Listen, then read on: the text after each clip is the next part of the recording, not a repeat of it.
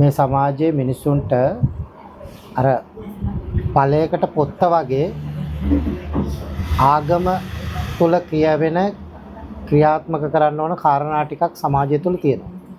ඒ ආගම තුල ක්‍රියාත්මක වෙන්න ඕන ප්‍රධාන කාරණා විදියට තිබුණේ මේ මනුෂ්‍ය ගුණධර්ම ටික මතු කරගන්න පිළිවෙත. දෙමව්පියන්ට සලකන ඒවා, එතකොට වැඩිහිටියන්ට ගරු කරන සමාජයක්, මේ වගේ ආදි වශයෙන් බොහෝ කරුණු තිබ්බනේ. අපි මේ උදාහරණ විදිහට ගත්තොත්. හැබැයි දැන් අපේ ආගමික සිද්ධාස්ථාන ඒ වගේ අපි කතා කරපු තැන්වල වර්තමානයේ වෙනකොට මේ ආගම මතින් සිද්ධ වෙන කාරණා බොහෝමයක් තියෙන්නේ මිනිසුන්ගේ කෙලස් මතු කරලා වර්ධනය කරන තැනකටද එහෙම නැත්නම් කෙලස් වඩවල වර්ධනය කරන තැනකට වර්ධ වෙනවා. ඒ කියන්නේ කෙලස් වලින් නිදහස් වෙන තැනකට මේ කාරණා තියෙනවද? නැහැ. ඒ කියන්නේ එහෙම අවබෝධයක් සහිතවද මේ තැන් මේවා කරන්නේ? දැන් අපි මෙහෙම උදාහරණයක් ගන්නකො. දැන් බුදුන් දැකලා නිවන් දකින්න පුළුවන්. කවදාවත් බෑ.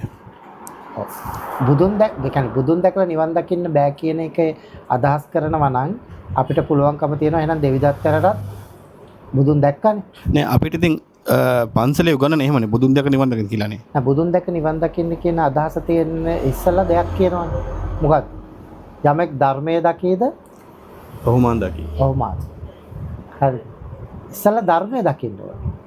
ඒතර මේ බුදුන් දැකීම කියන එක අපේ බොහෝ දෙනෙක් අර වර්තමානයේ අල්ලලා තියෙන්නේ ඒක කියන්නේ අර වචන වලින්ම කියනවා නම් නිකන් සත්ව පුද්ගල භාවයකට. රූපයෙන්. පුද්ගලික රූපයෙන් අල්ලලා. එහෙම බුදුන් දැකීමක් ගැන තමයි සඳහන් කරගෙන ඉන්නේ.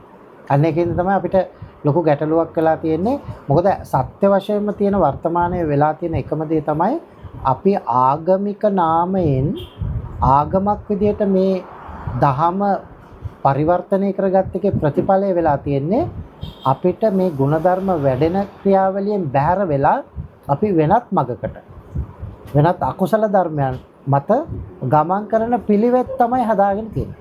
ඒක නිසා පින්කම් මේ දේවල් මත බොහෝ විදියට අපි කරලා තියෙන්නේ අකුසලයක් එහෙම නැත්නම් මෝඩ වැඩ ටිකක් තමයි කරගෙන තියෙන්නේ.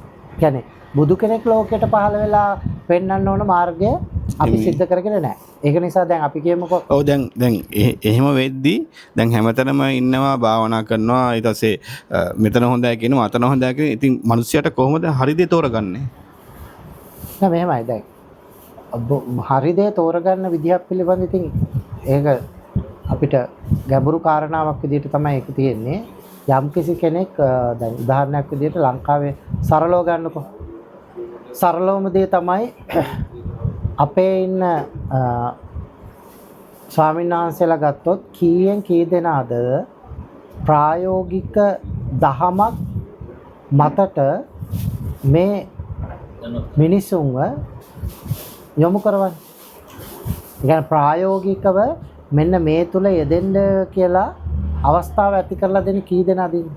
එහෙම එක්කෙනෙක් හොයාගන්න අමාරුයි. ඔව් එහෙම එක්කෙනෙක් හොයාගන්න බැරි කමක් නැහැ. ඉන්නවා පිරිසක්.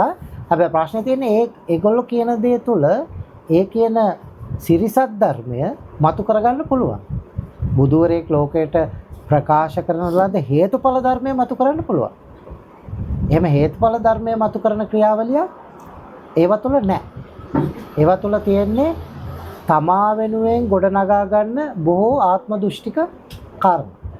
පැහැදිලිද මම කියන්නේ? පැහැදිලි. ඒ කියන්නේ ඒගොල්ලෝ කරන්නේ තමන් වෙනුවෙන් ගොඩනගා ගන්න ආත්ම දෘෂ්ටික කාරණා.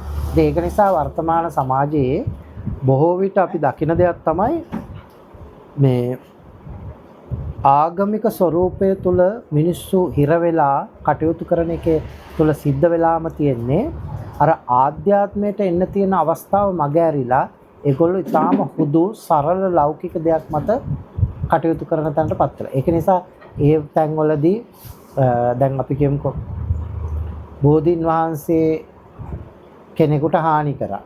බුදු පිළිම වහන්සේ නමකට හානි කරා. එහෙම නැත්නම් තව තැනක් වෙනස් කරා. මේ ආදි වශයෙන් කටයුතු කරනකොට මේවා භෞතිකව කොච්චර වෙනස් කරත් ඕගොල්ලන් කාටවත් හැකියාවක් තියනවද බුදු කෙනෙක් මතු කරන ලද සිරිසත් ධර්මයේ කියන එක මතු කරන්න. එහෙම වෙනස් කරන්න ඒ කියන්නේ ඒක ප්‍රතිපදාත්මකව තමා තුළ යෙදෙනවා නම් ඒ ප්‍රතිපදාව මත යෙදිලා කටයුතු කරන කෙනාගේ ඒ ක්‍රියාවලිය වෙනස් කිරීමේ හැකියාවක් තියෙනවා. යාට ඒ හැකියාව නැහැ. ඒතර ඒගොල්ලෝ සිද්ධ කරනවා නම් භෞතිකව යමක් වෙනස් කරන්න ඒ භෞතිකව වෙනස් කරනවා කියන කාරණාව තුළ මේ තියෙන මේ අපිට පොඩි ගැටලුවක්. කියන්නේ අපි එතකොට යමක එල්බගෙන ඉන්නවා. ඔව්. නේද?